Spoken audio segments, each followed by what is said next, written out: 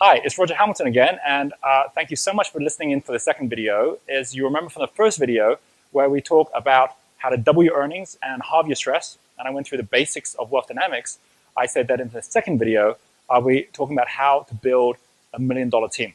And I also said that to begin with, there would be the 8 questions that I start every day with, which really get me in my flow because it allows me to center on the question, why? It's a little bit like going out into the sea where the waves get bigger and where if you haven't got yourself set on the horizon and got all your instruments set to where you are, it's going to be very difficult to be able to not feel seasick or feel lost or overwhelmed with the things that are happening in life.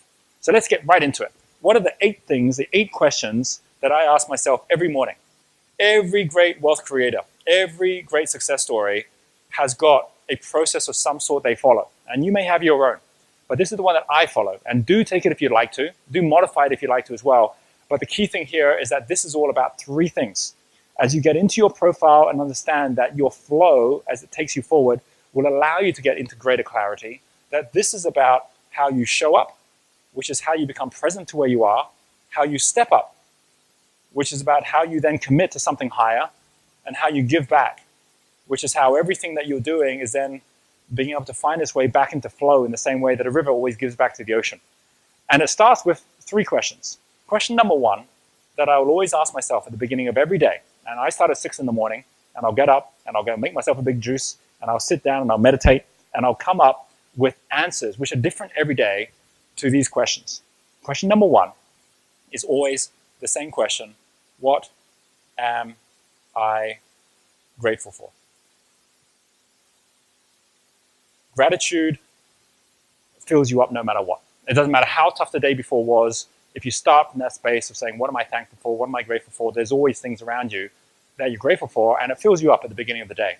What better way to start to make sure that you're fulfilled and that you already have got a day which is worth living for? This leads to the second question. And this one is always an interesting one for me, which is, who do I love? Reason being that often you might think, well, you'd know the answer to that. Surely that's going to be the people you love most. But not always. Sometimes it's the person who you had a terrible email from yesterday. Maybe it's the person you argued with yesterday. And suddenly when you ask that question, their face shows up.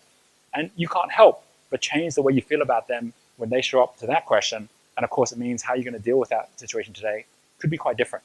That's why you should always sleep on a bad email. You should always sleep on an argument where you're then able to come back the next day refreshed. And especially if after a question like that, you're going to come in from a place which is not wasting excess energy, negative energy, or excess time when you could be going on to more positive things. And that leads to the third one, which is why. You'll notice there's a what question or who question and a why question here. Why am I so happy? I can't ever even ask that question without smiling because there's always things to be happy about. But I can tell you that this is the question that has taken me through dark moments. There's times in your life when it doesn't seem like there's anything you should be happy about. But when you ask this question, there's always things, even small things, to be happy about, and that just lifts you. It gives you present to the positivity of what's going on around you, and it gives you that energy to be able to really make a difference. That leads us to the next 3, where you go from show up to step up. Step up, we've got 2 and then 3. We've got number 4 and number 5, which are about commitment. Number 4, what am I committed to? What am I committed to is an interesting one, because often it's the things you weren't even thinking about that show up when you ask that question. What am I committed to could be my health. It could be a particular relationship. It could be my finances. It'll be something that probably isn't going so well and that I've probably had on my to-do list for a while. But from here, when this shows up, what am I committed to, and I realize what it is, then I'm able to then ask the next question, which is, how committed am I? This is about putting a charge onto some of the things that are on your list that you really know you should be doing. How committed am I to a particular relationship, to a success that's taking place? The moment you actually draw a line on that with one thing, you've got your top priority for the day. So this one here, how committed am I, is all about stepping up. And that leads to the final ones, 6, 7, and 8, which are the ones that allow you to give back. Give back fully to the world for just being alive today, to make today a masterpiece.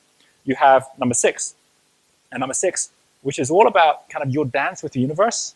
For me, it's about asking the question, what is my intention? It's not even about a goal or a target. It's just a general intention. And I might have an intention just to have a fantastic day. I might have an intention that today is going to be the day that I treat myself to something, or today is the day that I'm really going to make someone else's day. So intention is about really saying, here is my promise to the universe today. And of course, there's nothing wrong with then shifting it around to see what the universe might want to do for you. And so my number 7, which is where all the magic happens, is to ask the question, what is my wish? What is my wish? When we talked about wealth dynamics yesterday, when we talked about the video on the different steps or the different lines within wealth dynamics, one of the key things behind the concept of wealth dynamics and these different energies is this concept of genius. That's why we have the genius test, this idea that we have a genius which is inside ourselves already. And that when we get the purity of that, that shifts everything. Well, the plural of genius is genie. And when we think about that genie, that when you polish the lamp, then you end up getting your wish. That there is already a genie within you, and that genie is just waiting for your wish. And when you actually then make that wish, no matter how outrageous you might think it is, it's incredible when you start getting to flow how often it shows up. I might know that there's someone I need to have in my team. I might make a wish that that's the day that they're going to show up. I might have a wish that today is the day this amazing opportunity, which is going to surprise me, is going to show up for me to go to a new country. And sure enough, many times that will show up in that day or the day after, simply because I put it out there. And that leads me to the final one, number 8. And number 8, which is the big why question, is why am I here? Why am I here? Sometimes I might be in a different country, and I ask that question, and I'm thinking about that country. Sometimes it might be a particular time, like when certain people have shown up. And it's like, why am I here when they're here? And sometimes I actually think on a broader scale, when I'm actually thinking about just the fact of being here in the 21st century at a time when the world is in such change that I happen to be here right now. But whatever the question, the why, make sure that I show up with purpose, and to make sure that I show up with intention and clarity, that I could actually quite easily not be here, that all of us could possibly not be here, just as many other people are no longer here on this planet, but we are. So we have that chance to make the difference, and we have that chance to really go into the day consciously, really making sure we're going to make the most of it. These 8 questions allow me to do that every day. And what's the most important thing is to not go into each day unconsciously, to go in without even realizing that this is a very special day, and even worse, coming in with the problems you had yesterday. Wipe it clean and start as you mean to go on. These 8, by the way, allow us to be of most value to other people, not just ourselves. And that's where I come onto this idea of the $1 million team. That it's not money that makes money, it's people that make money. And there's no question it'll be other people that help you to make the money. It's going to be how you work collectively together to make it work. So the key thing is, well, how do I find the right team? How do I get the right people around me based on the fact that there are these 8 profiles, that your value is going to be someone else's leverage, which means that as you're creating value, if you create something, dynamo energies are very good at creating. Asking the question, what? That if you are creating something new, you're going to find instead of you having to go out and promote it yourself, there are people out there that already have got great markets, have got great customers, who would actually promote it for you potentially. That the blaze energy here, which is the who, could be people who are leveraging, as I mentioned, leveraging through magnifying. So we have here innovation. Innovation, which is creativity, leads to magnifying. Magnify is the way that we can leverage here, which then leads to timing, which is the autumn energy, which leads to multiply, which is the winter energy, or the way that we can actually make things simple and multiply them through. It's all about value times leverage, where your value is someone else's leverage. This one here, the blaze, the energy, will always go to this one here, which is the tempo. Tempo energy is the when, which is autumn energy. And then we have the winter energy, which is the question how. And this is steel.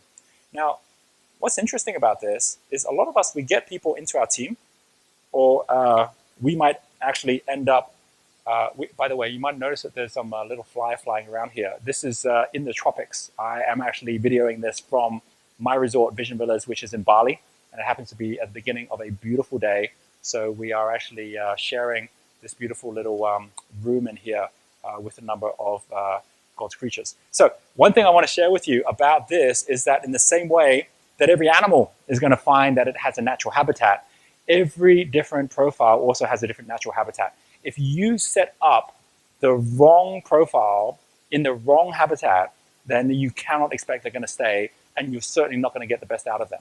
So what is that habitat? I call them the wealth foundations, and it's the most important thing when you're starting to find people that can work with you in your team. The wealth foundation is knowing, just like for a river to flow, first of all, there needs to be a mountain, that with the wealth foundation, for people to flow, first of all, they need to have the right structure in order to let them flow. And they're opposites. So for example, someone who is at the top here, who's very creative, they need something which is their wealth foundation, which is called freedom. Another word for freedom is significance. I remember the times in my life when I thought I wanted to work with somebody, but when I got in their team and they said, right, Roger, you go and just do this and this and this, I just got so demotivated. I found I couldn't be my best. I didn't want to work there anymore. It just didn't even feel good. And the reason I realized afterwards was because I want to be in environments where I can be free. I don't like sitting behind a desk. I don't like just going and following the rules all the time. I like being creative and being different, and that's fine. It's why some people get rid of all their cubicles and actually start working in an open plan space. But freedom is the opposite of this thing here called connection, which is actually the wealth foundation of someone who is at the tempo level. Connection is about knowing, for example, we're connected to our customer. We're connected to what's really happening out there. People up here don't need that at all. In fact, they like disconnecting. They like coming with a whole new set of rules. But on this side here, they really want to make sure that everyone's looked after. And if you don't respect that, if when you have someone come on board that you want to give good service, you want them to be looking after things, and once they join you, you say, look, we're going to keep on changing it. We're going to do this. We're going to do that. And they go, but how are we going to look after people? We keep on changing. It's like, don't worry, they'll catch up. They'll leave you. The very people you want to help ground things will leave you if you don't give them a space that's grounded. And there's always a way to do that. There's always a way to say, right, you're going to be the one in charge of these group here. I'm not even going to interfere there. You find the best way to look after them. And I'll keep on bringing new people your way. But make sure you're not overloaded and make sure we've got the resources to look after everybody. And then they'll stay and they'll then flourish in ways they couldn't, because up this area, you're always creating new things. Same on this side and this side. In the same way you have freedom and connection, you also have on this side something which is called variety, because the people who are the people love going out and having fun. They love going out and finding new ways to connect with people. They'll do a lot of their work out of the office, and that's absolutely fine. In fact, if they end up having to do the same thing every day and not having that variety, at some point they'll leave you. So give them that ability to do that. Don't hold them too close to the fire, because they already are the fire. And the opposite on here is that on this side is not about variety. It's about certainty. These are based on the human needs. And these are 4 of the human needs. Certainty and variety are opposites. And you're going to find on this side, they don't want the variety. They want things to be certain. I'll share how this helped with myself and my wife, Renata. My wife, Renata, she's an accumulator profile. So for her, her biggest values are certainty and connection. Mine, as a creator, is freedom. I love freedom. I love going out expressing myself in new ways. But I would find in my 20s, before I really understood this, that every time I said to Renata, I've got this new idea, she would go, here you go again, another idea. Save the world or change the world again. And you know what? I would feel really bad about that. I'll go, why do you have to say things like that? I mean, that really affects me, because for me, this is like really important to do something new. She goes, but everything's important to do new things. And we'd end up in an argument about this. It was only later we both realized that when she was sharing the way she was sharing, what was happening was she was taking away, in my mind, my freedom to express in new and different ways. But even worse, the way I was then sharing back was missing the point that by me sharing in that way, that there was something new which was going to unsettle everything, by even sharing that, was taking away her sense of certainty or her sense of connection she needed with me. Once we realize this, then we can talk each other's language. So now, anytime I'm going to start anything new, I said, hey, honey, I've got this idea of doing this. But look, doing this, I could see that this could actually really help us as a family to make this happen or make that happen. What do you think? And get her input on that at that point. Because I'm already talking about the benefits of doing that from her point of view. And she'll say, wow, I really like that idea, and it'd be great if we could do this with that as well. Hey, let's do that at this point. And by the way, go out and do this right now, because she knows how important the freedom is to give me the space to make those things happen. So there's always an element of making this work. Very funny, my daughter, when she first outlined her profile, because you can really start the profiling from a young age. She was, I think 9 or 10 years old when she first did the profiling. And when she did it, she found out that she was over here, star profile. Now, in these were the days where her and her mother kind of had some issues with each other. They were in conflict all the time. And so When she found out she was star, I said, how did that feel? And she goes, well, what's mom? And I go, oh, well, she's going to later. And straight away, Kathleen's looking at that and going, what, she's the opposite to me? And I'm like, yep. And she goes, well, that explains everything. Kids get this, and we all intuitively get this ourselves as well, that we all have different values that really allow us to flourish. And one of your jobs as a leader is that as you build your team, make sure that you are creating environments which are all one kind of environment. Create an open plan environment, guess what? Those people who are the steel, the tempo, will feel very uncomfortable in that environment because they don't get the area to concentrate. Create one space which is cubicles or detail areas that are quiet. Create another space which is a nice calm environment where you can serve people. Create a space which is very creative and a space where people can get on the phones and feel really great about the results they're getting speaking to people. Create multilingual spaces, environments that actually work for you. You'll be amazed at the difference that everything takes place. Do not do the number one thing that people that work on their own and small groups do, which is do everything on one desk, or even worse, everything in one home office. Create different spaces which allow you to then shape every single day as a kaleidoscope of different energies that support the right people in the right way. Okay, let's take one more step on this, and then I'll show you how you build your team.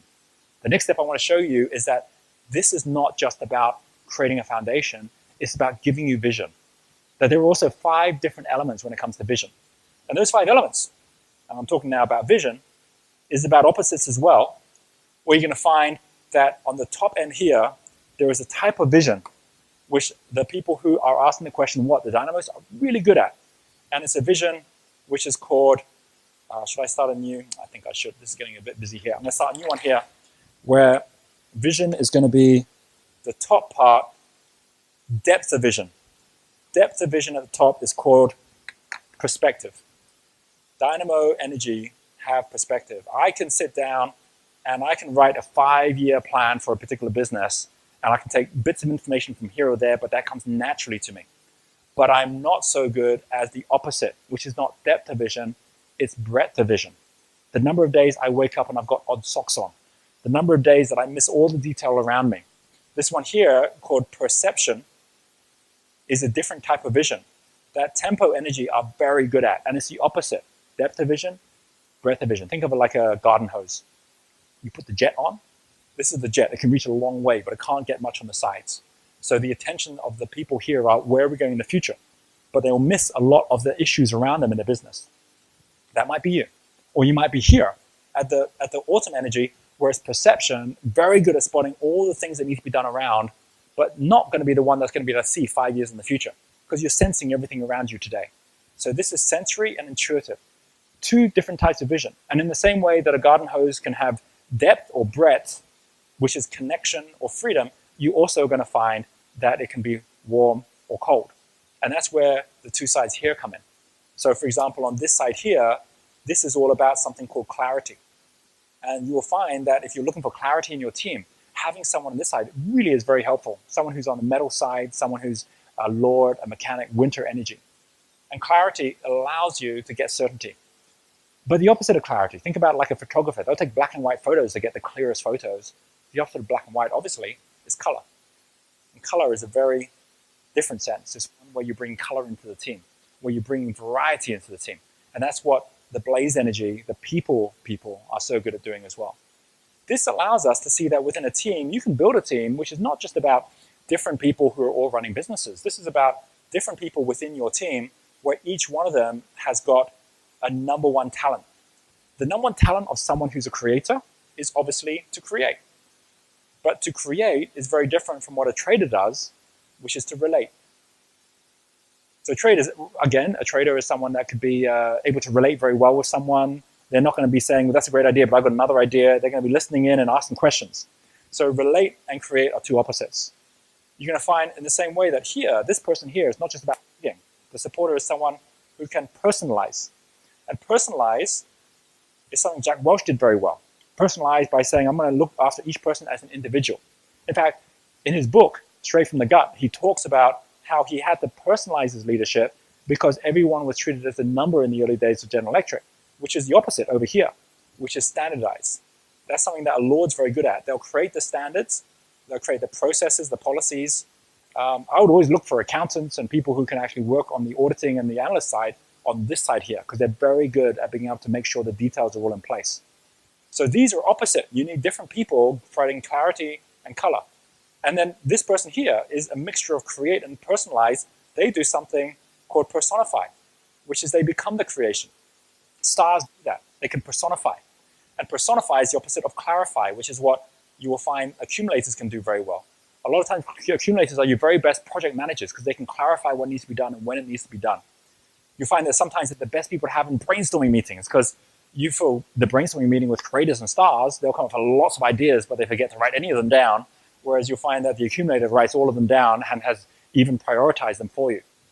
And then, of course, you have the final two here, which is connect, which is what deal makers do so well, and reflect, which is about being able to reflect back to everybody, here is now where we are. And so these 8 different roles have got 8 different talents, and you can build your team in the right way to make this work. Let me give you something which is called the 1, 2, 3 formula. And after giving the 1, 2, 3 formula, you'll see how every $1 million team has ever been built in any organization, and how you can do the same as well in building your one. And after I've gone through that, I'm going to be sharing about the fact that by the time we get to this 3rd video, on the 3rd video, I'll be going through the 5 biggest pitfalls, the 5 biggest mistakes that entrepreneurs make, so that even using these kind of ideas to really bring the best out of everyone together to really achieve your success is still so easy to get it wrong. But first, let me just show you the 1, 2, 3 strategy. The 1, 2, 3 strategy is about the fact that wherever you happen to be, count that as the number 1. The next person you really should be looking for when you're ready to really grow your business is the person 2 steps along. So let's say, for example, I'm here as a creator. The person I really need to have for my business in order for me to really grow it is this person, 1, 2. Here's the 1, here's the 2. That's a supporter profile. Every one of my businesses that I have that's growing successfully without me has a supporter leading that business. And the reason that's so important is because if I had another creator running the business, they'll create all over again. And then as a result of that, I'll end up with something very different from what I'm looking for. And more importantly, I won't have the person who's right to lead the team. But if I've got a creation and I find someone who's very good at leading from that creation, then I'll end up with a very successful business. It's a bit like pass the parcel, where I have a primary profile, creator. I have 2 secondary profiles, which are like my wings, which are the mechanic and the star. And in the same way, a supporter is able to actually reach out either side, and so we're connected along this line. And that allows us to get to our 3rd person, because all teams come in 3s, partnerships comes in 2s. And the 3rd person is 1, 2, 3. This is why it's called the 1, 2, 3 formula. The 3rd person here is the accumulator. And we'd always look for an accumulator to join the team so that we'll have the right structures and we'll have the right financial management in place. They'll capture by having their secondary here, and all 3 of us cover the square. Think of these as 3 legs to a stool. Where if this is a stool, that is a stable pattern in a way that if I had 3 people up here, the stool would very quickly fall over. So for many of us, we go out looking for people just like ourselves to join our team, and then we'll wonder why the team's so weak to truly execute as a business. Once we realize that the people we're looking for are different from us, but complementary, then we can start to see very quickly that 3 people is the minimum it takes to have a really strong team. And of course, from there, you can add others into the team as well. This is the same for any of the other profiles. If I was a star profile, the first person I look for is a deal maker. It's what every sports star has done. It's what every movie star has done. It's what Oprah did when she found her deal maker. That's the beginning of her true success. And then the next person for a star would be the Lord, because that creates also this triangle, which makes it a solid stool. And that Lord would be the one that would actually be doing all the analytics. And it's the same for every other one as well. So there's a way for you to build your team. And of course, if you're not looking to build your team at this point, but you want to join someone else's team, of course, you can see if you are, for example, a supporter, you might go look for a creator that's looking for a supporter. And then straight away, you become a value in ways you cannot by trying to work on your own. So this is all about flow, creating flow. By the way, final thing I want to share is, like I said in the very first video, there is a 5th element. And the 5th element is applying also to the idea of a team. That here, a 5th element has got a different level of vision and a different foundation. The wealth foundation for the 5th element, which is the spirit element, which is the who, is our ability to ask the question why, is all about growth. Growth and contribution. It's our ability to say that we've got to constantly grow, we have to constantly contribute. And once we set that as our metric, then we also get to the fifth element of vision. Because the fifth element of vision is not something to do with sight. Do you ever have a chance to come here to Vision Villas? And it's called Vision Villas because it is about getting vision. It's also about giving vision. So we're connected to the John Fawcett Foundation, and we contribute here in Bali to actually giving Balinese their eyesight back through cataract surgeries, which take place through the John Fawcett Foundation and their organization, Bali Eye. But what we do here also at this resort is we actually, as well as contribute to that, we also allow people to get vision by coming on programs that we run here. And we have a little statue that you'll find when you come here, which is of Buddha in a Sufi pose. They actually have closed all of their sight. They've kneeled over. They can't hear. They can't see. They can't speak. It's a little bit like the quote we have outside from Helen Keller, who also couldn't hear, couldn't see, couldn't speak. But she had extraordinary vision because she had the one which was right in the center. And the quote outside is that life is either a daring adventure or nothing. It comes not from sight, but from something in the center, which is the fifth element of vision, which is insight. It's realizing that just like a candle, all of wealth dynamics and building the $1 million team is not about how you're making money. It's how you're helping other people make money. It's how you're building a team in such a way that, like a candle has wax, which pretty much every time you take away some wax and give it to someone else, you've got less wax. So it becomes a zero-sum game where we're all trying to take from each other. But a candle also has a second part, which is the flame. And the key thing is knowing that it costs a candle nothing to light another candle. That this is about your flame, not your wax. It's about knowing that you can light another, and as you light another, you suddenly realize what the point of the candle is, which is to illuminate. It's to let, by lighting one after another, the people around you, let the whole world shine. So on that note, I'm going to bid you farewell from this video. I hope you can take some of those tools and from the 8 questions we went through, reorganize your day, set it up for success, and start going out to see where you can be of most value to other people in their team and who is going to be of most value in your team. Most importantly, set your wealth foundation, set your vision, and don't expect you're going to do it all on your own. There are others around you that are there to share the journey with you as well. And then I will see you in our third and final video in the coming days.